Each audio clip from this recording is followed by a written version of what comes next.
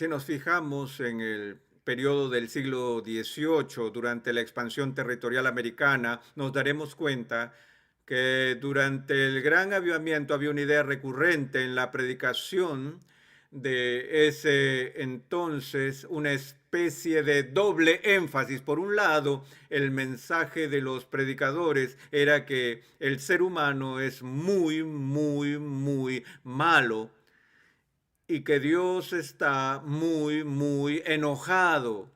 En otras palabras, hubo tal énfasis en el pecado humano y en la ira de Dios que casi algunos terminaron llamándola la teología del miedo, la cual predominó durante ese periodo. Y luego, en el siglo XIX, vemos una dramática reacción en contra de esa clase de tendencia en la predicación, de modo que ahora el mensaje era, ok, el humano no es tan malo y Dios no está tan enojado. El énfasis estaba ahora en el amor de Dios y la bondad del ser humano. Bueno, a finales de ese siglo, a principios del siglo XX, en Norteamérica hubo una respuesta a esa reacción dentro del mundo de la teología, con el advenimiento de una teología llamada teología de la crisis. Y fue llamada teología de la crisis porque lo tomó prestado del término griego crisis, que significa juicio. Estos teólogos en Norteamérica dijeron que si iban a tomar en serio el retrato bíblico de Dios, deberían una vez más tomar en serio lo que dice la Biblia acerca de la ira de Dios. Había algunos extremistas en ese grupo que decían que lo que vemos en las Escrituras, especialmente en ciertos momentos del Antiguo Testamento, es una expresión de algo que es irracional en el carácter de Dios mismo. En otras palabras, ellos dijeron que sí, que es inevitable ver, sin lugar a dudas, una manifestación de la ira de Dios en el Antiguo Testamento. Pero esa ira no es tanto una manifestación de la justicia de Dios o de su santidad, sino una manifestación de un defecto en su propio carácter. Aunque no lo crean, he leído algunos teólogos que hablan del lado oscuro de Yahvé. Dicen que dentro de Dios reside el elemento de lo demoníaco y que este aspecto demoníaco de Dios se hace notorio por manifestaciones repentinas, no provocadas, de una ira antojadiza, caprichosa y arbitraria de Dios. Algunos de los pasajes que se consideran incluyen algo de la narrativa que leemos en el libro de Levítico. Permítanme leerles esto brevemente. Al inicio del capítulo 10 de Levítico leemos este relato. Nadab y Abiú, hijos de Aarón, tomaron cada uno su incensario y pusieron en ellos fuego, sobre el cual pusieron incienso, y ofrecieron delante de Jehová fuego extraño que él nunca les mandó. Y salió fuego de delante de Jehová y los quemó, y murieron delante de Jehová. Ahora, en esta descripción discreta y concisa de la muerte de los hijos de Aarón, parece indicarnos un ejemplo de esa manifestación rápida y caprichosa de la ira de Dios. Cuando leo esto, trato de leer entre líneas y me pregunto, ¿cómo reaccionó Aarón en todo esto? Imagínenlo. Recuerden que antes en la Escritura hay una ceremonia muy elaborada, ordenada por Dios, para consagrar a Aarón como el sumo sacerdote de Israel. Tal como Dios ordenó al detalle el diseño de las prendas que iban a ser usadas por el sumo sacerdote y que fueron planteadas para mostrar gloria y belleza. Entonces pueden imaginarse cómo se sintió Aarón cuando vio a sus propios hijos consagrados al sacerdocio. Aquí están estos sacerdotes jóvenes que hacen algo y no sabemos con exactitud qué fue, pero de alguna manera fueron al altar e hicieron como a menudo hacen los ministros jóvenes, experimentar un poco, alguna novedad, hacer bromas infantiles, perdiendo el tiempo en el trabajo en un sentido, mostrando inmadurez y sin previo aviso y sin reprensión alguna, mientras ofrecen ese fuego extraño en el altar. ¡Sas! Dios los mata instantáneamente. ¿Pueden oír a Aarón? Él va a Moisés y le dice: ¿qué está pasando aquí? ¿Qué clase de Dios es el que servimos? Dediqué mi vida entera al ministerio y al servicio de Yahvé. Y este es mi agradecimiento. Así nomás, así como así se lleva a mis hijos por una pequeña transgresión. ¿Qué clase de Dios es este? Escuchen lo que dijo Moisés.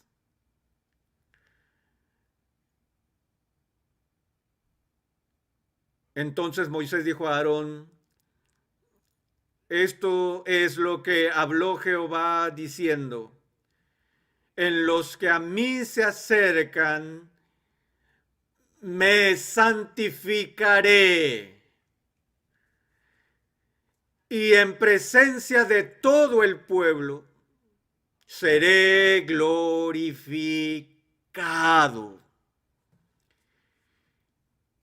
Y luego leemos estas palabras: y Aarón estuvo callado.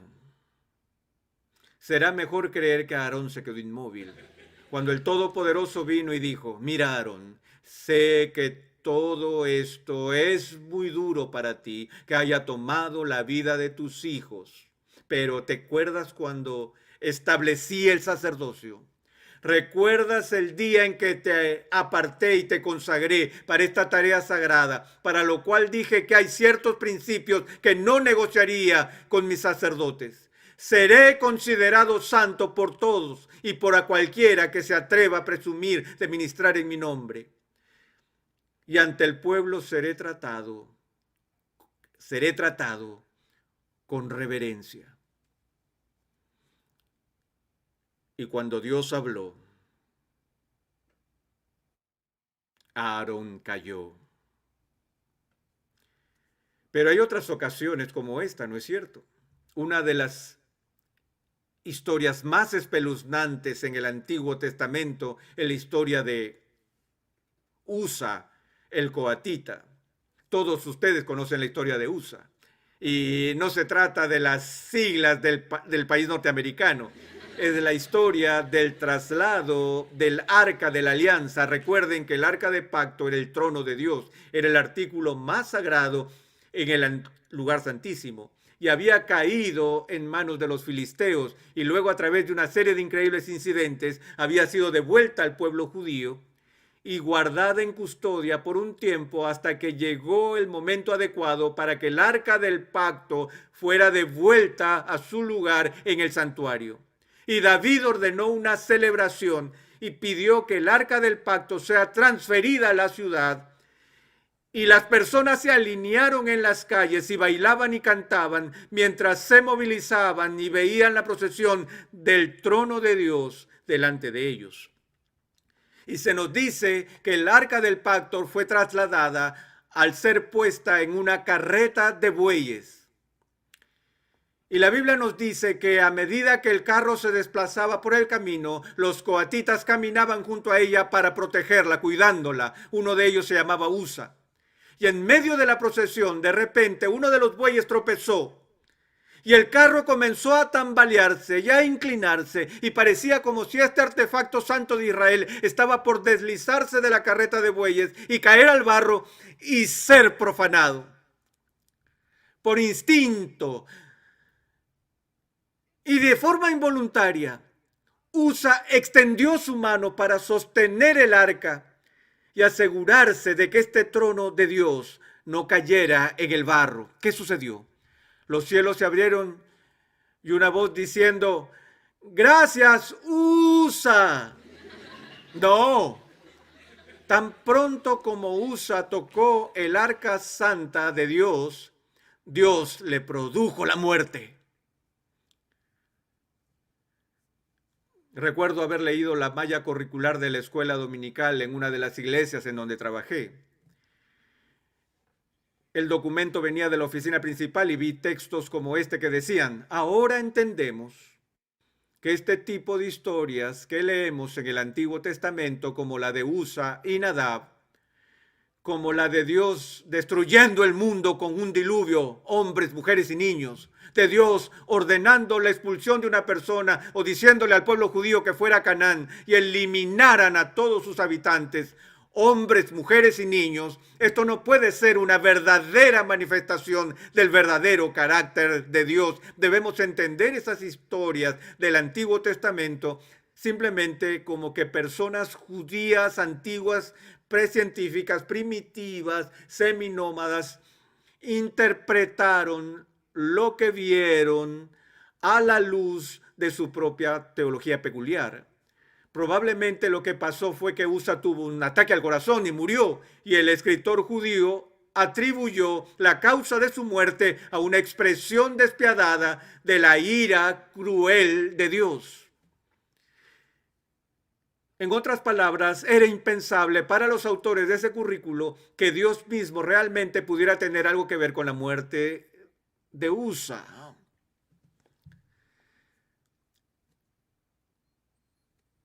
Sin embargo, si vemos con atención el Antiguo Testamento y la historia de los coatitas, creo que la respuesta se hace evidente. Recuerdan que en el Antiguo Testamento a las 12 tribus de Israel se les asignaron ciertas tareas y asignaciones que la tribu de Leví fue apartada para Dios como la familia que sería responsable del sacerdocio y de los asuntos del templo, de la educación y de otras cosas. Y Leví era de esa tribu. Dentro de la familia de Leví había otras familias importantes y a cada familia se le asignó una tarea especial. Ahora, Coat fue uno de los hijos de Leví, y la familia de Coat fue separada por Dios para una tarea específica. Su trabajo, toda su razón de ser, la vocación de sus vidas era cuidar de las cosas sagradas. Y fueron entrenados y disciplinados desde la niñez con todas las descripciones y detalles meticulosos de la ley de Dios acerca de cómo estos objetos sagrados y los recipientes debían ser custodiados. Y el único principio absoluto y no negociable que se le inculcó a cada coatita desde que era un niño fue este: nunca, nunca, nunca, nunca, nunca toques el trono de Dios.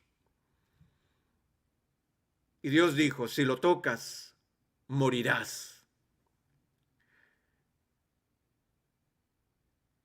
En primer lugar, nos preguntamos por qué transportaron el arca en una carreta de bueyes.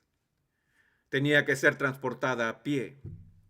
Había hoyos en el borde del arca a los que se insertaban varas para asegurarse de que ninguna mano humana tocara ese trono. Pero en vez de eso tenían prisa y la pusieron en la carreta de bueyes. Y así se fueron. Y Usa hizo lo impensable. Él tocó el trono de Dios. Pero nosotros decimos, espera un minuto. ¿Por qué lo hizo? Su motivo era puro. Estaba tratando de preservar el trono de Dios de caer en el barro. El presuntuoso pecado de Usa fue este, señoras y señores. Él supuso que sus manos estaban menos contaminadas que la tierra. No había nada en la tierra que profanara el trono de Dios. La tierra estaba allí en el suelo haciendo lo que Dios la había llamado a hacer. Ser tierra, convertirse en polvo cuando se secara y volverse barro al mezclarse con agua. Ella obedece las leyes de Dios día tras día, haciendo exactamente lo que se supone que el polvo debe hacer. No hay nada profano allí. Fue la mano del hombre de la que Dios dijo, no la quiero sobre este trono.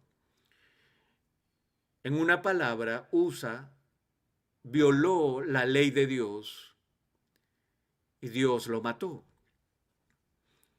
Pero aún así, ¿no parece esto una manifestación de un castigo cruel e inusitado? Si nos fijamos, por ejemplo, en el Pentateuco y vemos la lista de crímenes capitales que se especifican en Israel, hay más de 30 delitos para los que Dios ordenó la pena de muerte entre los judíos. No solo por asesinato en primer grado, sino por actos homosexuales, por adulterio. Si un niño era malcriado en público y ofendía a sus padres, podía ser condenado a muerte. Era un crimen capital para un judío ir a un adivino. Por más de 30 delitos, Dios ordenó la pena con la muerte. Y de nuevo, los teólogos miran esto y dicen, cuán primitivo, cuán sanguinario, qué severo. Esa no puede ser la palabra de Dios, sobre todo a la luz del Espíritu de misericordia y amor del Nuevo Testamento. Uno de los capítulos fascinantes o acotación de la historia de la Iglesia es el hecho histórico que provocó la compilación formal de la Biblia como el canon de las Sagradas Escrituras. Recuerden que es un libro compuesto de muchos libros individuales. 27 libros del Nuevo Testamento, estas epístolas individuales y evangelios que fueron escritos muy temprano, circulaban en la iglesia y eran reconocidos como escritura y funcionaban como escritura, pero nadie se molestó en ponerlos juntos y decir, esta es la Biblia. Hasta que un hombre llamado Marción produjo la primera edición formal de la Biblia, el primer canon de las Sagradas Escrituras. Fue un canon muy extraño. El Antiguo Testamento estaba ausente y muchos de los evangelios estaba ausente. Solo unos pocos comentarios del apóstol Pablo fueron incluidos en este canon porque el principio de trabajo de Marción fue que cualquier referencia al Dios del Antiguo Testamento, Jehová, no podía ser Sagrada Escritura porque Jesús en el Nuevo Testamento revela una deidad distinta a esa deidad explosiva y malgeniada que tronó desde el Sinaí en el Antiguo Testamento. ¿Alguna vez lo habías pensado?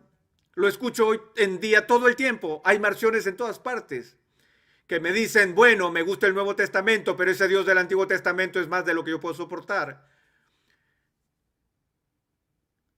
Cuando comparamos el Antiguo Testamento con el Nuevo Testamento, el Antiguo pareciera severo. He encontrado ayuda para lidiar con esto en los escritos de un teólogo muy importante que es muy controversial en la Iglesia romana. Su nombre es Hans Kung. En una de sus primeras y más importantes obras, escrita en alemán bajo el título que lo traducimos en español bajo justificación, allí el doctor Kuhn habla de esta misma pregunta, de la aparente injusticia de la ira de Dios que encontramos en la Biblia, en especial en el Antiguo Testamento. Y él señala lo siguiente, él dice, el verdadero misterio de la iniquidad, el real rompecabezas no es que un Dios santo y justo deba ejercer justicia. ¿Qué hay de misterio en un creador santo que por su propia voluntad castigue a las criaturas desobedientes? Y dice, el verdadero misterio es por qué Dios de generación en generación en generación tolera criaturas rebeldes que cometen traición cósmica en contra de su autoridad. ¿Lo has pensado así? Y Kuhn continúa reflexionando y dice, recuerden que aunque hay 30 y tantos delitos capitales en el Antiguo Testamento, eso no representa una forma cruel e inusual de justicia en manos de Dios, sino que eso representa de por sí una reducción masiva en la cantidad de delitos capitales. Acuérdense de las reglas establecidas en la creación. Cuando Dios, el gobernante omnipotente de los cielos y de la tierra, sopló sobre el polvo aliento de vida y formó una criatura a su imagen, y Él le dio a esa criatura el estatus más alto en este planeta y la mayor bendición y regalo que en ningún momento estaba obligado a dar. El don de la vida estampado a su imagen en ese pedazo de barro y dándole vida. Él dice, el alma que pecare, esa morirá. Todo pecado fue visto en la creación como ofensa capital. Y no que este castigo sería la muerte en algún momento después que se haya cumplido 70 años, sino bajo los términos de la creación. El día que de él comieres, ciertamente morirás. Ahora sé que la gente lee eso y dicen que lo que el texto está diciendo es que el día en que la transgresión toma lugar, sufrimos la muerte espiritual. Eso no fue lo que Dios dijo. Eso podría ser verdad, que el hombre sufrió la muerte espiritual el día que transgredió la ley de Dios. Pero los términos de la creación fueron: el día que comas, mueres biológicamente. Se acabó. Ahora, ¿hay alguien que pueda condenar a un creador santo, perfectamente justo, que por pura misericordia crea una criatura y le da todas esas bendiciones? ¿Hay algo malo en que Dios extinga a una criatura que tiene la audacia de desafiar la autoridad de Dios para gobernar su creación? ¿Se ha detenido a considerar lo que está involucrado en el más mínimo pecado? Aún con un pecadillo, amados, decimos que mi voluntad tiene un derecho más alto que los de Dios. Me aterra que en nuestra cultura la gente practique cosas como el aborto y diga que tiene el derecho moral para hacerlo. Si sé algo acerca de Dios, es que Dios nunca ha dado a nadie el derecho moral de hacer algo como eso. Y me estremezco al pensar en lo que pasará cuando una persona se presente ante Dios y diga, yo tenía el derecho de hacer eso. ¿Quién tiene ese derecho?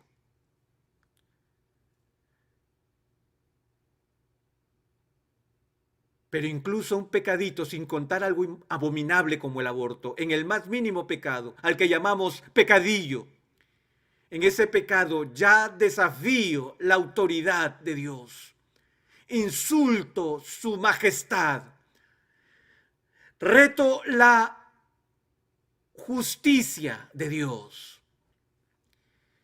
Pero estamos tan acostumbrados a hacer eso y a justificar con cuidado nuestra desobediencia, que nos ponemos tercos en nuestros corazones, nuestras conciencias se han endurecido y creemos que no es nada serio desobedecer al Rey del universo. Yo lo llamo la traición cósmica. Pero Dios lo que hizo fue esto.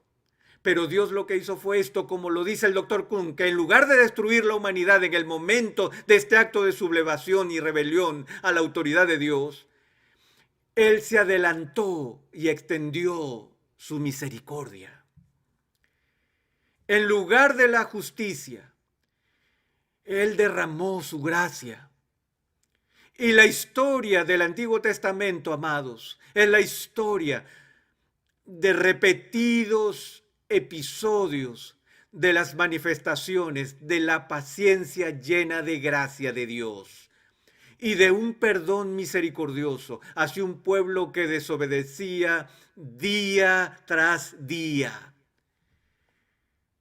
Y Kuhn medita y dice, es verdad, no conozco los designios de Dios, no puedo leer la mente de la edad, pero él dijo, me pregunto si la razón por la que encontramos periódicamente en la Biblia estos ejercicios raudos y repentinos de la justicia, quizás sea que Dios ve necesario el interrumpir su patrón normal de clemencia, paciencia, gracia y misericordia para recordarnos de su justicia. Él mismo dice que su paciente misericordia está diseñada para darnos tiempo para arrepentirnos. Pero en vez de eso nos aprovechamos y pensamos que a Dios si no le importa si pecamos, o aunque si importase, no hay nada que pueda hacer al respecto. Vi una vez a un joven desafiar a Dios gritando a los cielos, si estás allí, mátame con un rayo, desafiando así al Todopoderoso. Yo no quise mirar, pero vi su cadáver al día siguiente. Nunca lo olvidaré. Pero señoras y señores, estamos tan acostumbrados a los patrones normales de gracia y misericordia de Dios, que no solo comenzamos a darlos por sentado, los asumimos y empezamos a exigirlos, y si no lo conseguimos, enfurecemos. Hace poco hablé en el Seminario Teológico de Dallas, compartí de un pasaje en el Nuevo Testamento donde Jesús habló de este mismo tema y utilizó mi ilustración favorita. Cuando yo era un joven profesor universitario, mi tarea era enseñar a 250 nuevos estudiantes introducción al Antiguo Testamento. El mismo primer día de clases tuve que entregar los trabajos y tenía que ser muy cuidadoso con los requisitos porque ellos tratarán de distorsionarlos para librarse de ellos. Y les dije, miren, tenemos solo unos pocos ensayos de 3 a 5 páginas o de 2 a 4 páginas, pequeños escritos cortos, y dije, son 4 de ellos, si no se presentan a tiempo serán desaprobados a menos que hayan ingresado a la enfermería o se haya muerto un familiar cercano. Y tuve que explicarle todo a ellos y dije, ¿todos entienden? Oh, sí, estamos de acuerdo, el primer plazo se vence el 30 de septiembre. 30 de septiembre, 225 estudiantes diligentemente vienen con sus trabajos. 25 de los estudiantes estaban de pie, allí temblando, asustados y llenos de miedo. Me dijeron, oh, doctor Sproul, no alcanzamos a terminar nuestros trabajos, no administramos bien el tiempo, no hicimos la transición de la secundaria a la universidad. Por favor, no nos vaya a reprobar, denos una extensión de 2 días. Yo dije, ok, voy a concederle esta vez, pero no dejan que suceda de nuevo. Recuerden hoy que el mes que viene quiero que esos trabajos a tiempo. Llegó el 30 de octubre. 200 estudiantes llegaron con sus trabajos. 50 de ellos no entregaron sus trabajos. Entonces, ¿dónde están sus trabajos? Ellos dijeron, oh, profesor, todo el mundo está con trabajos para esta semana y ese fue el regreso a casa y estábamos ocupados con todos esos temas. Por favor, denos una oportunidad más. Y dije, ok, les voy a dar una prórroga de 2 días. ¿Y saben lo que pasó? Empezaron a cantar espontáneamente, te queremos, profesor Sproul, o sí que te queremos. Oh, yo era el profesor más popular del campus hasta el 30 de noviembre. Noviembre 30, 150 estudiantes llegaron con sus trabajos. Los otros 100 entraron como si estuvieran yendo a comprar el pan. Estaban relajados, casuales. Dije, Juárez. Él dijo, sí, señor. Le dije, ¿dónde está su trabajo? Él dijo, hey, profe, ellos saben.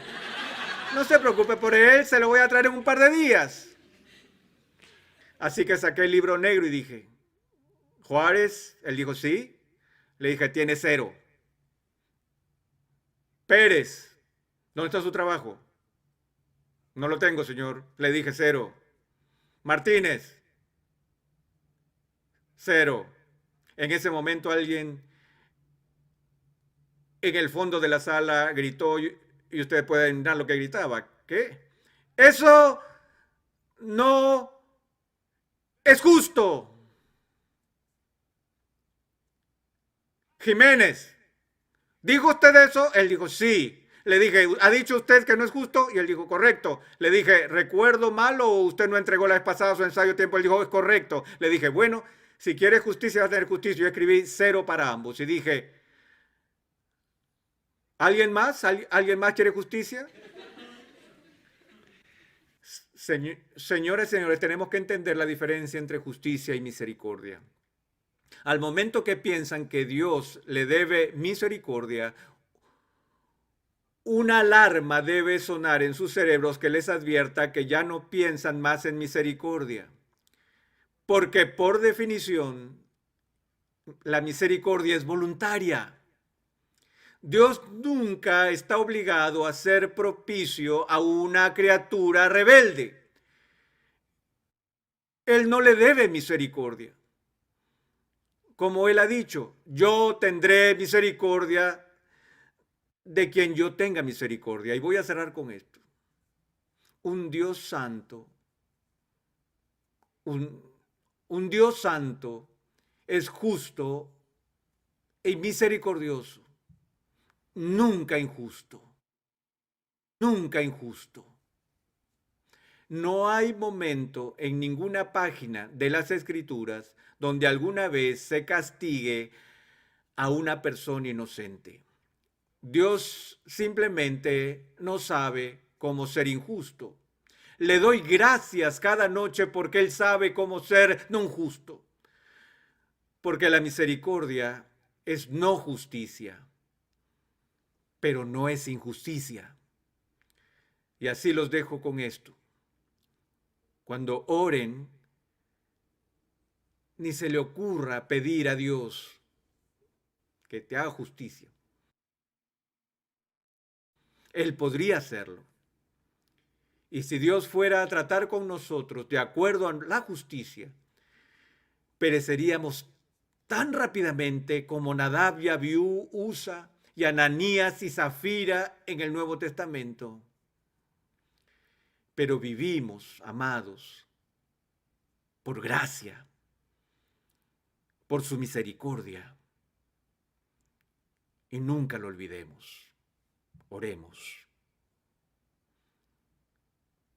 Padre nuestro, perdónanos por dar por sentada tu bondad amorosa, por exigirla, por enojarnos cuando no la recibimos. Padre, ayúdanos a asombrarnos con tu gracia, porque lo pedimos en el nombre de Cristo. Amén.